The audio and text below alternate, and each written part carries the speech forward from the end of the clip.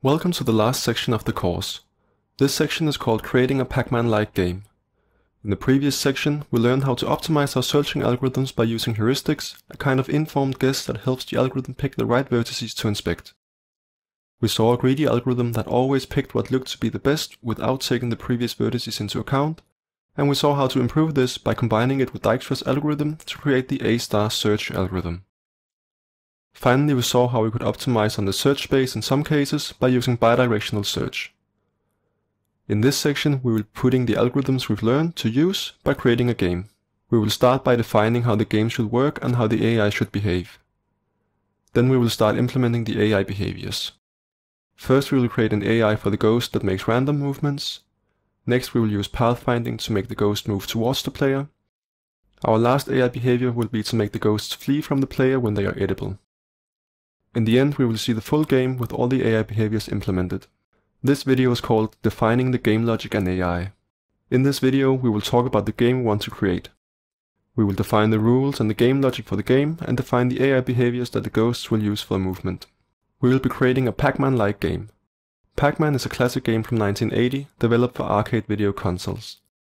The player controls Pacman, a round avatar with a mouth, and moves around the maze. The player gets points for eating the small pills and dies if the avatar is caught by a ghost. If Pacman eats the large pills, the ghosts become edible for a while, granting more points by eating them in this state. The game logic for our game is quite simple. The player moves automatically in a given direction and can change direction by using the keyboard arrows.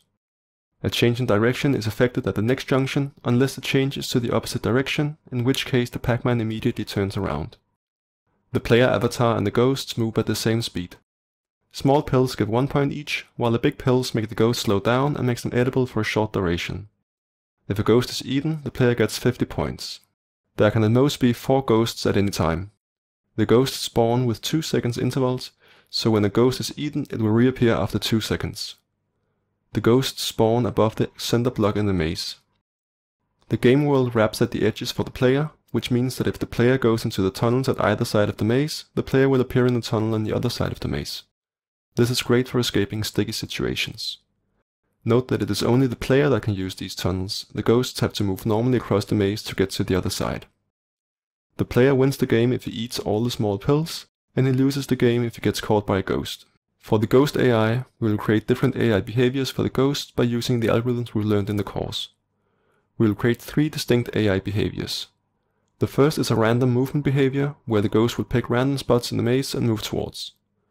The second is a targeting behavior, where the ghosts actually seek out the player and move towards the player's position. The last is a fleeing behavior, where the ghosts will move away from the player, which we will use when the ghosts are in the edible state to make it harder for the player to catch them. Let's see how the game works before we start implementing the ghosts' AI behaviors. So here we see this Pacman game. We only have the player, we don't have any ghosts yet. We can see the player moves around with the keyboard arrows. We have the tunnels. And by eating the pills, we get our scores increased.